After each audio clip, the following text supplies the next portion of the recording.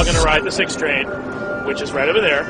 You guys are going to sit directly across from your sibling. The idea is just that it's a human mirror, and for anybody that gets onto that train, we'll see how long it takes them to notice that there's an exact human mirror.